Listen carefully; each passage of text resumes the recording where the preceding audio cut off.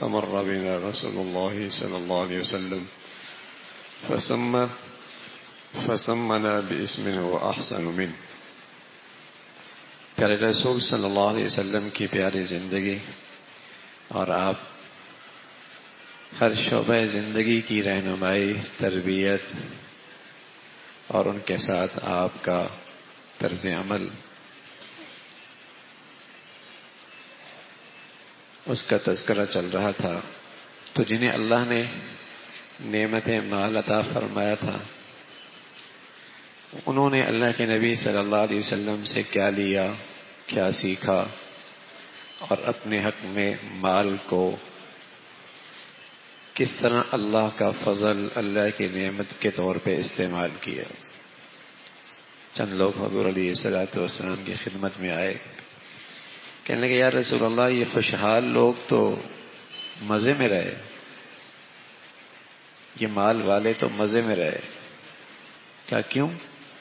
فرمایا اللہ نے مال دیا ہے، یہاں بھی آرام سے رہتے ہیں اور مال کی اتنی ڈھیر ساری عبادات کرتے ہیں جو ہم نہیں کر پاتے. زکوٰۃ یہ دیتے ہیں، صدقہ یہ دیتے ہیں، خیرات یہ کرتے ہیں، نیکیوں کے کام میں یہ خرچ کرتے ہیں، دین کی حفاظت میں، دین کے تقاضوں میں یہ آگے آگے ہوتے ہیں. یہاں بھی آرام سے رہ رہے ہیں، وہاں بھی جیت جائیں گے، ہم سے آگے نکل جائیں گے. تو اللہ کے نبی صلی اللہ علیہ وسلم فرمایا کہ دیکھو تمہیں نیکیوں میں یہ آگے نظر آ رہے ہیں، تو تم بھی سبحان اللہ، الحمدللہ، اللہ اکبر نماز کے بعد 33-34 مرتبہ پڑھ لیا کرو. نیکیوں میں تم ان صاحب حیثیت لوگوں کے برابر ہو جاؤ جو مال میں یہ نیکیاں کر رہے ہیں. تمہاری کفایت اس طریقے سے ہو سکتی ہے، تم بھی اس عمل سے ان کی نیکیوں کے برابر ہو سکتے ہو.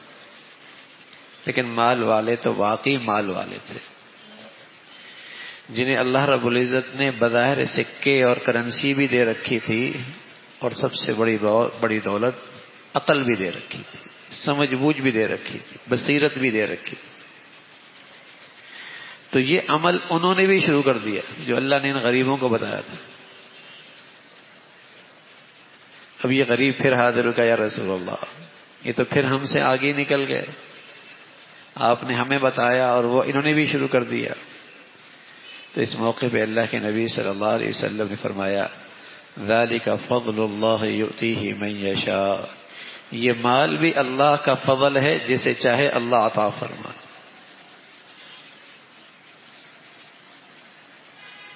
مال بھی اللہ کا بڑا فضل ہے.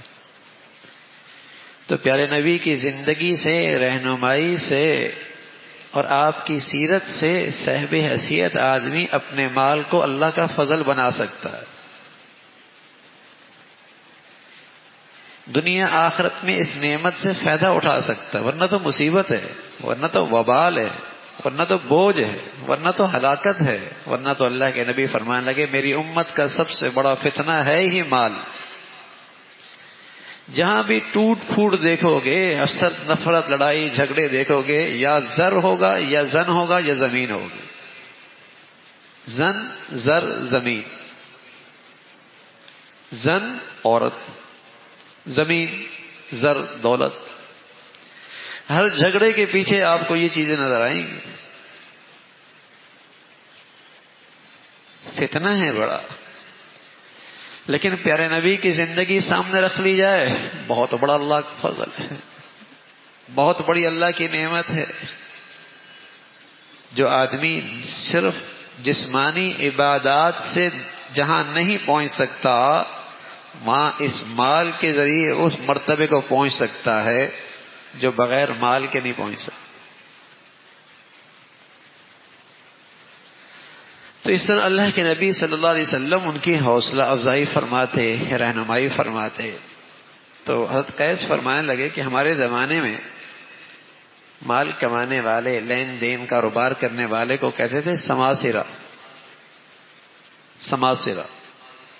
تو اللہ کے نبی صلی اللہ علیہ وسلم نے ہمارا نام اس سے اچھا رکھ دیا. فرمایا چھوڑو، سماسرہ نہیں ہو تم، تاجر ہو، تاجر، تجار. سماسرہ عجمی لفظ ہے اور تاجر عربی لفظ ہے.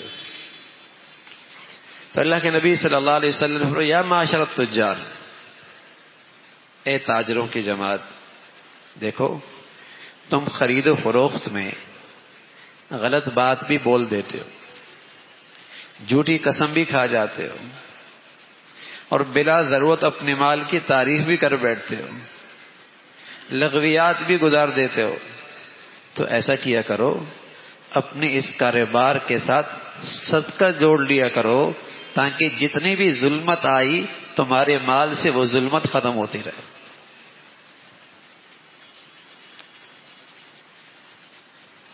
بازار میں گئے ہو نا، تجارت کر رہے ہو، جھوٹ بھی بول دیتے ہو، جھوٹی قسم بھی کھا جاتے ہو، بلا وجہ اپنے مال کی تعریف، دوسرے کے مال کی تنقیص یہ بھی کر دیتے ہو، بہت ساری لغو باتیں بھی کاروبار کے درمیان تم سے ہو جاتی ہیں، تو ایسا کرو کہ اپنے کاروبار کو صدقے کے ساتھ جوڑ دو، تاکہ یہ صدقہ تمہارے مال کی برائی کو ختم کر دے۔ تمہاری آمدنی میں کوئی ظلمت آ گئی نا، غلط بیانی کی وجہ سے، جھوٹ کی وجہ سے، لغویات کی وجہ سے، تمہاری مال میں جو گرد آ گیا ہے، گندگی آ گئی ہے، اس صدقے سے وہ صاف ہو جائے گا۔ صدقہ دے دیا کرو، صدقہ دے دیا کرو۔ تو یوں اللہ کے نبی صلی اللہ علیہ وسلم نے مال والوں کو، تمہارا مال پاکیزہ ہو جائے، خذ من اموالکم صدقۃ تطہرکم وتزکیہم بہا، آپ ان سے صدقہ لیے، زکوٰۃ لے، کیا ہوگا؟ ان کا مال پاک ہو جائے گا۔ بظاہر مال پاک ہوتا نظر آتا نہیں، 100 میں سے 10 چلے گئے تو 90 رہ گئے، کون سا مال پاک ہو گیا؟ لیکن جب اللہ کہہ رہے ہیں مال پاک ہو گیا تو پاک ہو گیا۔ جو کام ہزاروں میں نہیں ہوتا وہ اللہ سینکڑوں میں کرا دیتا ہے۔ جہاں لاکھوں لگنے ہوتے ہیں پاک مال کی برکت سے وہ کام ہزاروں میں ہو جاتا ہے۔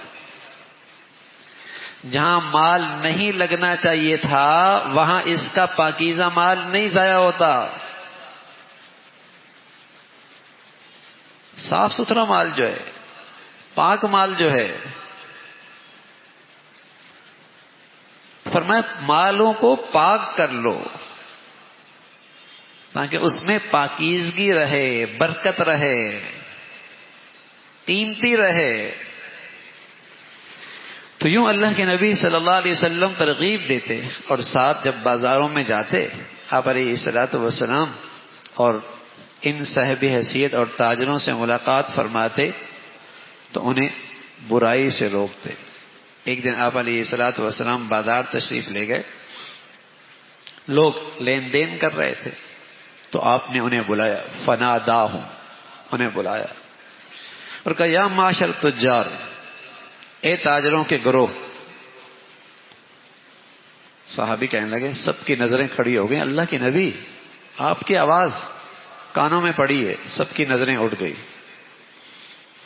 گردنیں اٹھا کر کون ہے، کہاں ہے، مدوا اعناقہم، اپنی گردنیں اٹھا کر دیکھ رہے۔ آپ نے فرمایا ان التجار یبعثون یوم القیامہ فجارا، تاجر قیامت میں جھوٹے اٹھائے جائیں گے۔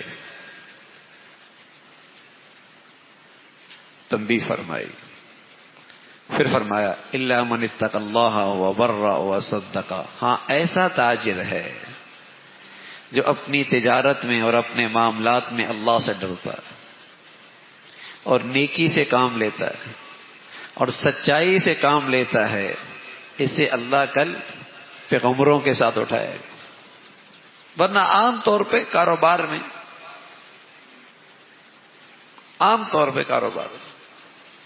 جب دینی زندگی کی بہار آتی ہے نا، تب معاملات میں دین زندہ ہوتا ہے، اور تب معاشرت میں اور غمیوں خوشیوں میں دین زندہ ہوتا ہے۔ اور جب دینداری بالکل ہی ختم ہو جاتی ہے تو عبادات کا دین بھی چلا جاتا ہے۔ عبادات کا دین دینی زندگی کی بہار نہیں، ابتدا ہے۔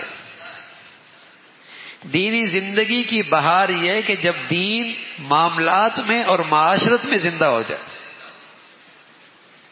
کاروبار میں اور خوشیوں میں زندہ ہو جائے، لین دین میں اور رہن سہن بھی زندہ ہو جائے، تجارت میں اور اوڑھنے بچھونے میں دین زندہ ہو جائے. یہ دینی زندگی کی بہار کی علامت ہے. اور جب دین عبادت سے چلا گیا، یہ تو بالکل ہی فارغ ہو گیا. اس لیے کہ اللہ کے نبی فرمایا کرتے تھے من ترک الصلاۃ متعمدا فقد کفر، جس نے جان بوجھ کے نماز چھوڑ دی ایسا جیسے اسلام سے نکل گیا، یہ تو کافر ہو گیا. اس نے تو کافروں والا کام کیا. ہندو، سکھ، عیسائی، آگ کی پوجا کرنے والے، سورج کی پرستش کرنے والے، اس نے وہ کام کیا جو وہ کرتے ہیں کہ نماز نہیں پڑھی. تو عبادت کا دین نکل جائے تو آدمی بالکل ہی فارغ ہو جاتا ہے.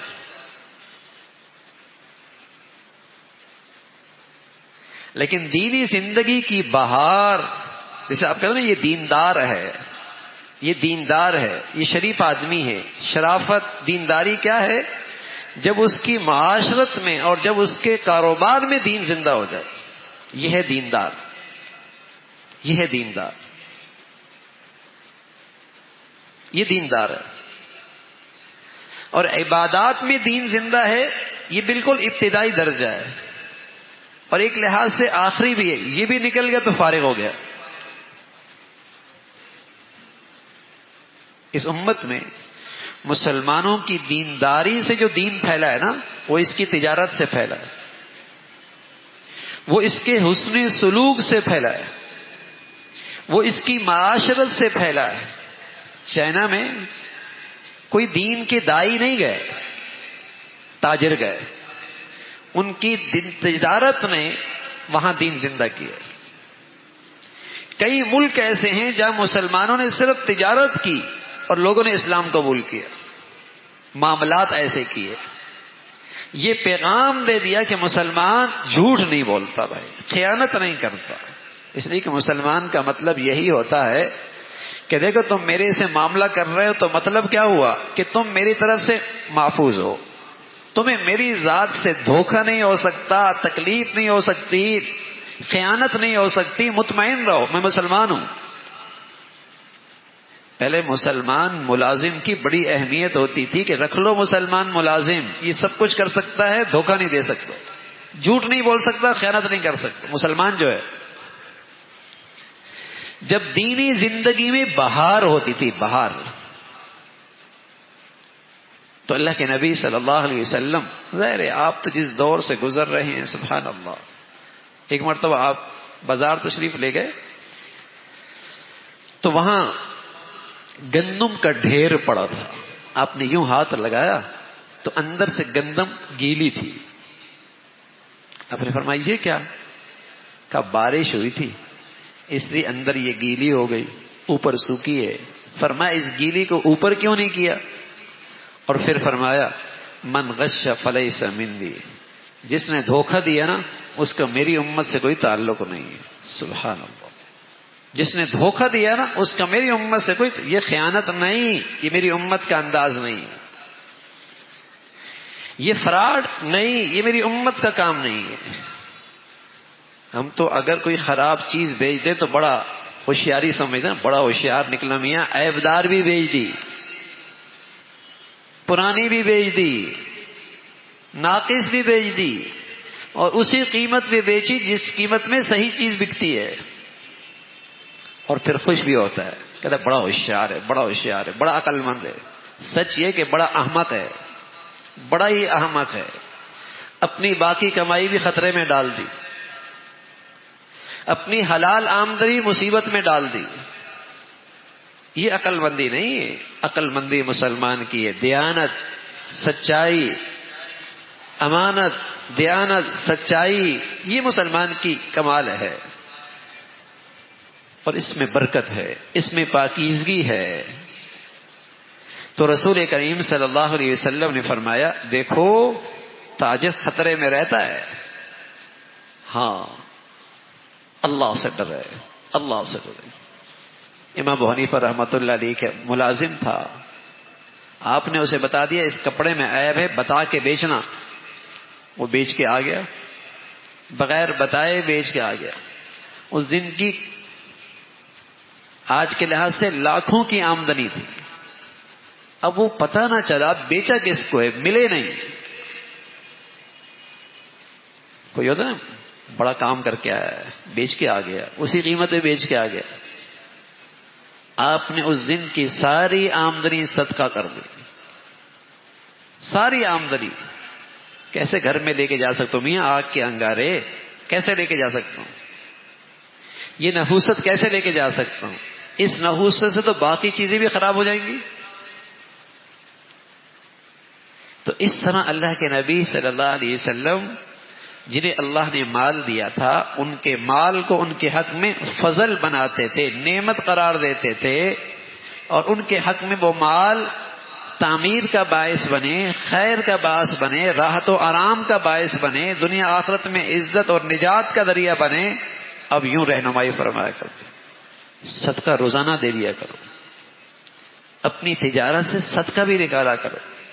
زکوٰۃ نہیں میاں، زکوٰۃ تو فرض ہے، زکوٰۃ تو فرض ہے۔ زکوٰۃ تو مال والے کے حق میں سب سے آخری درجے کی دینداری ہے، سب سے آخری درجے کی دینداری ہے۔ اگر یہ دینداری بھی نہیں تو بدترین بخیل کہلاتا ہے، بدترین بخیل کہلاتا ہے۔ یہاں تو اللہ رب العزت فرما رہا ہے، روز اللہ کے نبی بتا رہے ہیں کچھ نہ کچھ صدقہ اپنے مالوں میں نکالو۔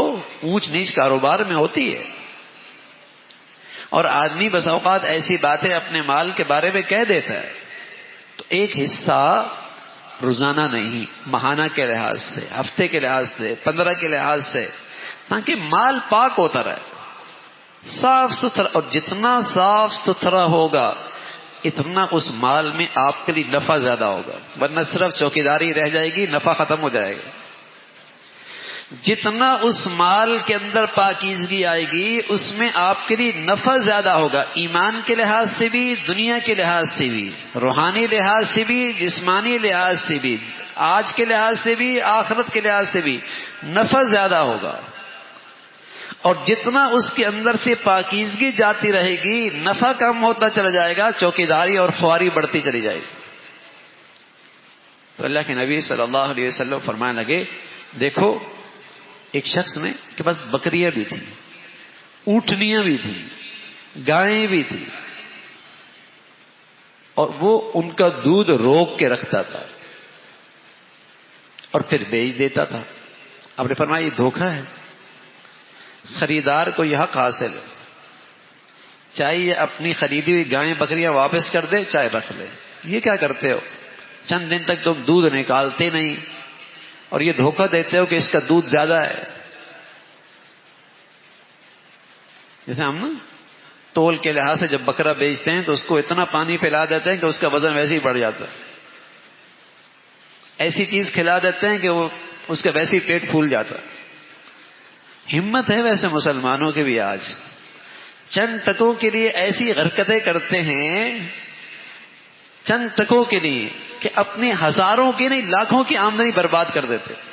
بڑی دل گردہ ہے، چند ٹکوں کے لیے اپنی پاکیزہ آمدنی برباد کر دیتے۔